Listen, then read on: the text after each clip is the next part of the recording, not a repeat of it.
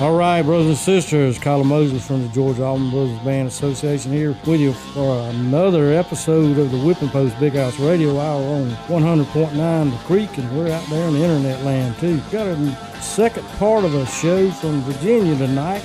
Brother John and Brother Richard will be back, and we're going to give y'all some info on it and hope you enjoy it. Got to speak for our sponsors here, and we'll be back in a second. Y'all jump in the creek with us.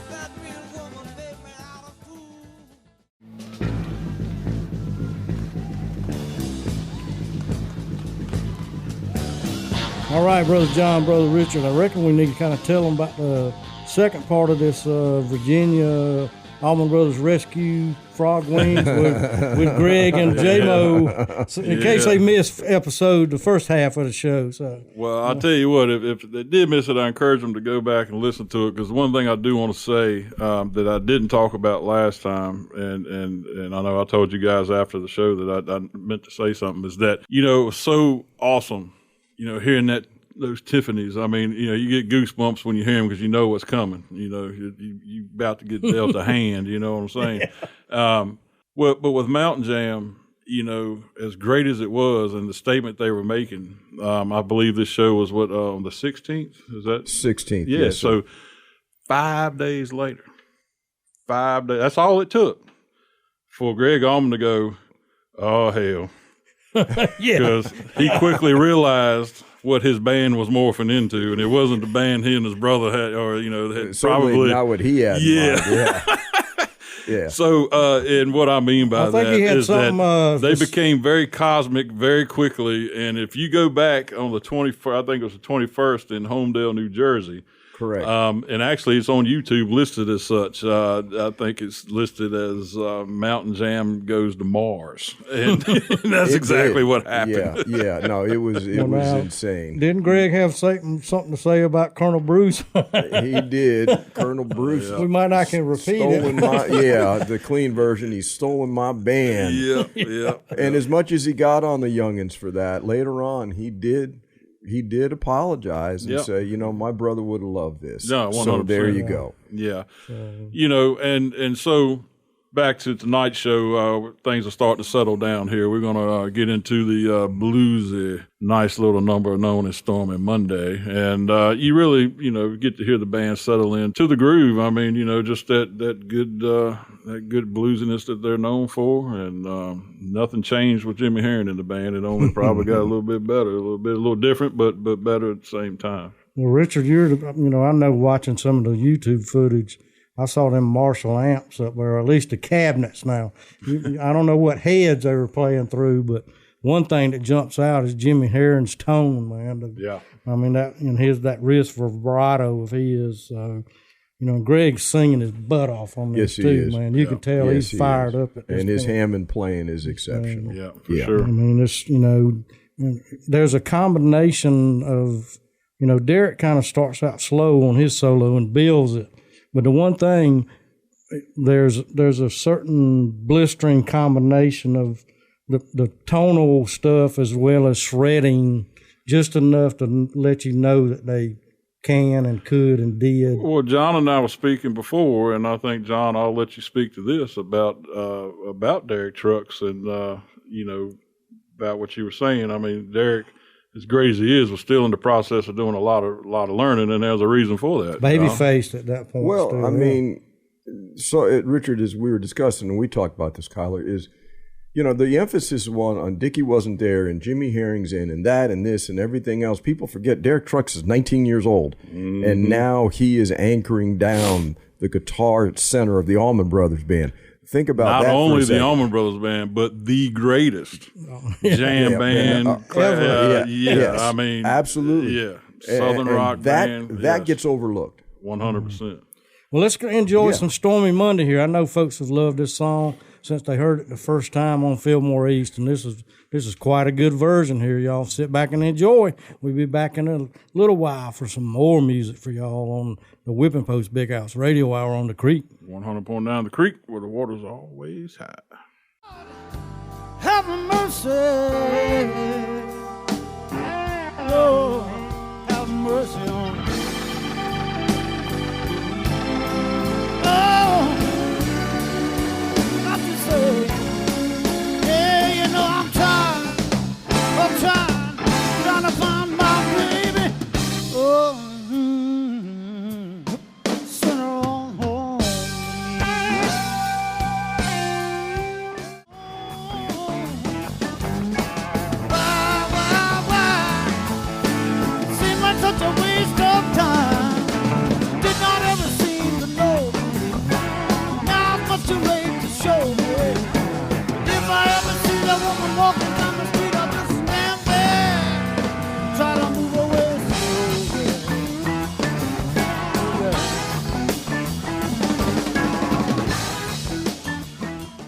All right, brothers and sisters, we followed that awesome version of Stormy Monday with a funky version of Stand Back, guys.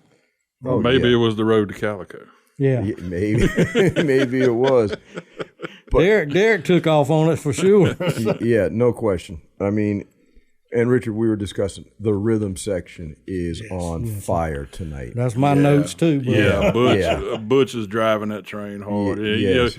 We're a little lucky than others, but I know there's probably a lot of people that have the actual disc. But if you listen real closely to everything happening in the background in between songs, the banter is pretty awesome, and you can hear little things, and you can certainly pick up on the fact that they are fired up. And Butch is enthusiastic. You can hear him giving Jimmy props. I think at one point you hear him say King Jimmy or something to that nature. I think that happened right after the High Falls. I think even it's nice to know that the band members on stage are recognizing what's happening. Something's going on. Yeah. Well, if you watch the YouTube footage, just to see the looks and smiles too.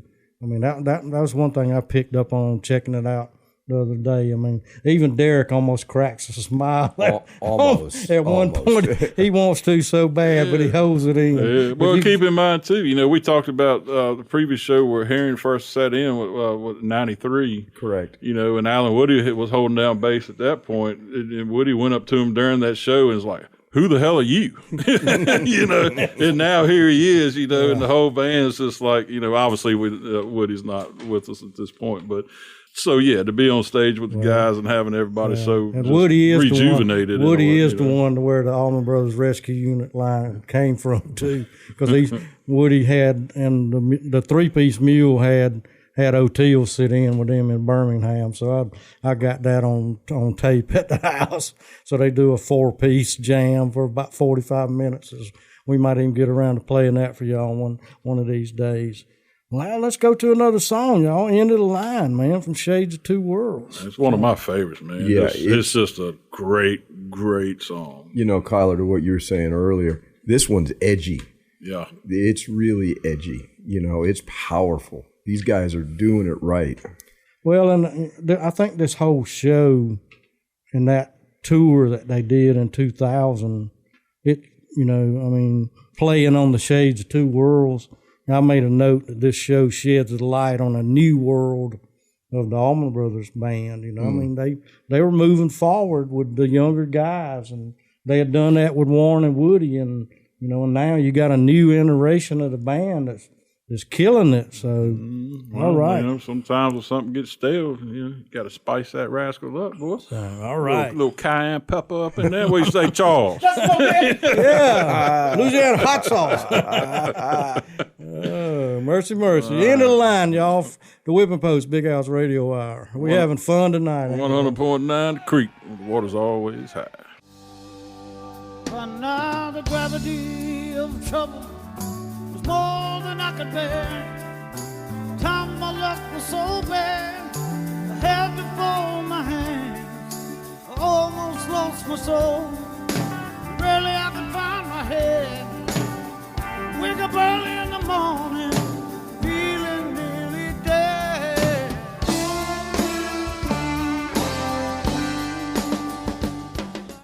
I caught it, woman. Hate to see a poor man die.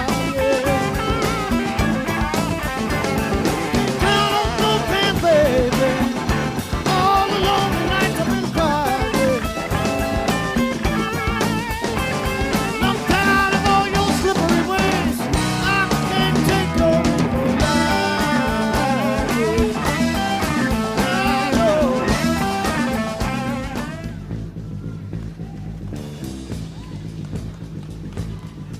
All right, brothers and sisters, we back on the Whipping Post Big House Radio Hour from 6/16/2000, Virginia Beach, the Allman Brothers Rescue Unit, as we continue this great show from that year. Richard mentioned Jessica a while ago before we went to break. I think we're fixing to give it to y'all, and boy, Derek and O'Teal and them have some fun on this. We sure do, man. Like I said, I'll let the listeners be the judges for themselves, but this is a special version for sure, and it just kind of gives you an insight of what there was to come with Jimmy and the band. Yeah. And, as we were discussing before the show, looking back, time passes, it was still, I don't want to say blasphemy, but the fact that Derek was playing slide on Jessica, and he was playing slide on Liz Reed, and he was playing slide on Whip and Post, people were still adjusting to that. And this time, people were saying, wow, this is spectacular. And then the interplay of him and Jimmy towards the end. Oh, my, this is a special one, boys. Oh, absolutely. All right, here we go, Jessica. Get into it.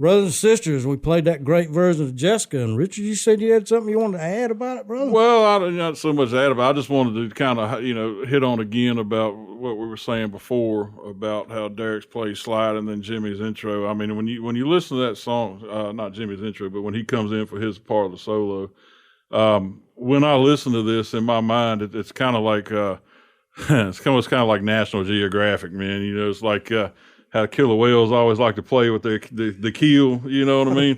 And it's kind of what was happening in this. I mean, Derek came out. I mean, there's a nice little tease, and all of a sudden, and then just because Greg's not playing the famous piano solo. Derek is covering kind of all that with his, and then Jimmy's coming in and filling in the piece, and so. But yeah, it's. I just love the way they set that up with the two of them, the interplay between both of them, then let the song build from there. I think it's just that's what's so special about this version. Well, I did notice the tease, and I like to think since we've listened to shows that came afterwards, after this one during that year, that it was a tease of things to come. They really just kept doing greater and greater stuff, especially in the instrumentals and changing things around and making the songs, that version of the band, their own. So, guys, I hate we got to close it down, but, we ain't played everything off the show, and, of course, we don't have room really to do it. Hope folks will go out there and maybe find a show and enjoy the songs we hadn't been able to play for y'all. I know there were time constraints on this show, wasn't there, John? So there was, and so that's why they dashed through Revival, which we're not playing, obviously, and then boom, didn't leave the stage, right into Whip and Post, and it's 12 minutes, which is short for Whip and Post, but man, oh man, it's a fine 12 minutes. Of course, keep in mind now, this show, I think if I calculated right, was still, the entire show was 160 minutes worth of music, if I remember looking at the times on it. So, like I said, we've been able to give y'all right at 2 hours worth. So, so anyway, here's Whip and Post on the Whip and Post Big House Radio Hour. We're going to say our goodbyes now, I guess, guys. Yeah, we'll see everybody down the road, see you around the big house. And in the meantime, be kind to one another. And we look forward to seeing you soon. We look forward to seeing you around GabbaFest. Eat a peach for peace. And GabbaFest is coming. Baby, sometimes I feel